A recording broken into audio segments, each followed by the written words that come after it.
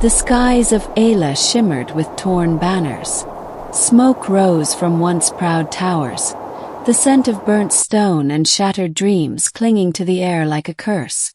For weeks, the people of Ayla had sent pleas across the void, begging the stars for help.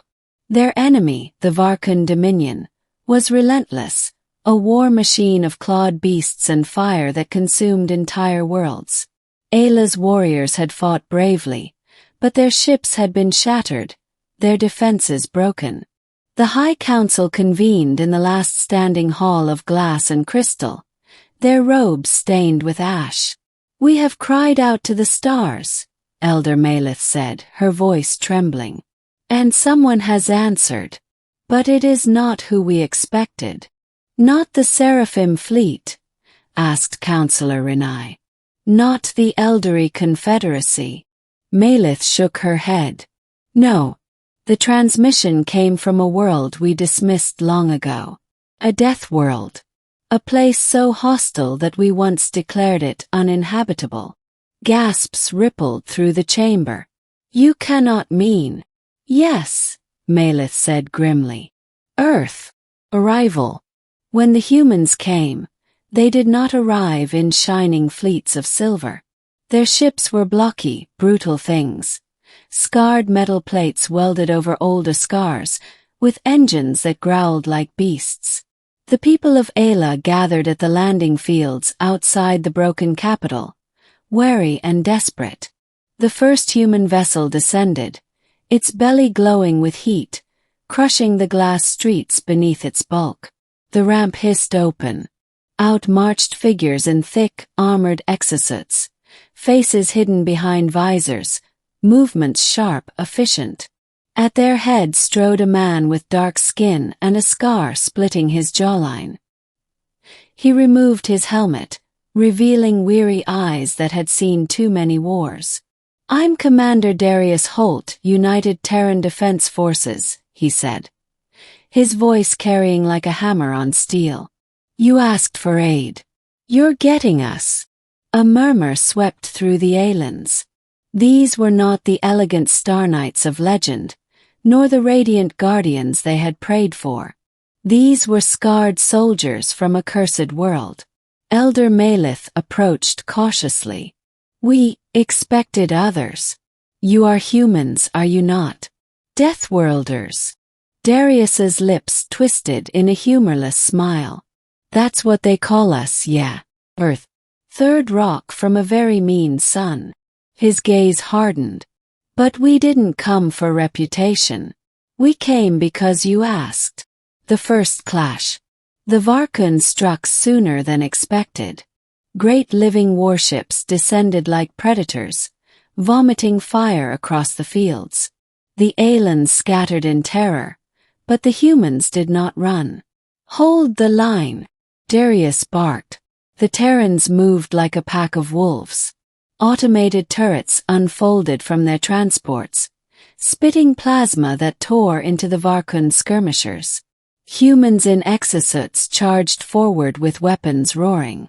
One woman laughed as she vaulted onto a Varkun beast twice her size, driving a blade into its skull. The Aylans watched in stunned silence. Where their soldiers had faltered, the humans thrived in chaos. Where others would break, the humans pressed harder, teeth bared, eyes blazing. Within minutes, the first wave of Varkun lay dead or retreating. Elder Maleth whispered, almost in disbelief. "They fight as though the void itself forged them." Lessons of Earth. After the battle, the humans set up camp with brutal efficiency. Instead of palaces or command halls, they built bunkers from rubble and dragged wounded civilians inside, turning ruined temples into field hospitals. Aylan healers, delicate and precise, watched in awe as humans worked with crude pragmatism, searing wounds shut, stitching with rough hands, forcing life where others would surrender. One young Aylan warrior, Lyriel, approached a human soldier cleaning blood from his armor. "You laugh when you fight," she said, baffled. "Even when death is certain." The soldier, a woman named Ruiz, chuckled. That's how we spit in fear's face. You let fear rule you, you're already dead. But why? Lyriel pressed.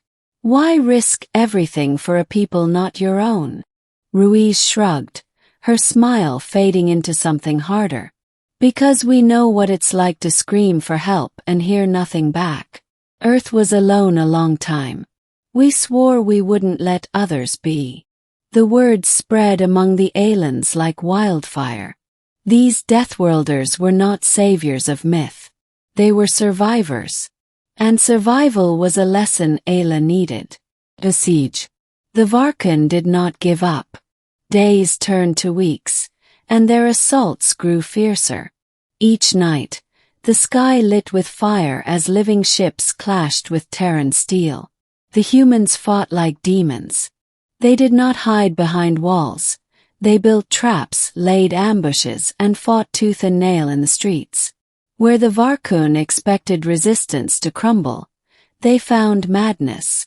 Commander Darius led from the front, scarred armor glinting in the firelight. He carried an old Terran rifle, patched with tape, and used it like an extension of his arm. But even humans could bleed. Every day their numbers thinned, and every day Darius stood taller, unwilling to yield. One night, Elder Maleth confronted him. You cannot keep this up. You will all die for us. Darius met her gaze without flinching. Lady, death's an old friend of ours. What matters is what we do before we shake his hand. The turning point. The final blow came when the Varkan brought their warbeast.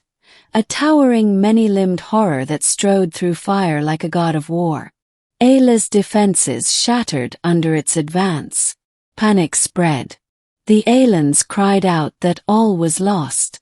But then the Terrans moved. Bring the Kraken! Darius roared. From the depths of their battered ships, the humans unleashed a weapon cobbled together from scrap and fury. A titanic mech stitched from salvaged steel and half-dead engines. It was ugly, loud, and barely held together, but when it rose to meet the warbeast, the humans roared like it was a holy thing. The battle shook the city. Steel fists met claws, plasma burned chitin, and human voices screamed defiance into the night. At last, with a final thunderous charge, the mech collapsed, dragging the Varkun beast down with it, impaling the monster on jagged ruins. Both machines lay in ruins, but the warbeast was dead. The humans staggered to their feet, bloodied and laughing, as the Varkun fleet broke and fled. Aela was saved. Aftermath. When the smoke cleared, the Aelans gathered in the ruined square. They looked at the battered Terrans, these strange, scarred Deathworlders who had come when no one else did. Elder Maleth spoke, her voice carrying through the ruins. We asked for aid from the stars. We prayed for saviors. And none came. She turned to the humans, bowing deeply. But you came. Deathworlders.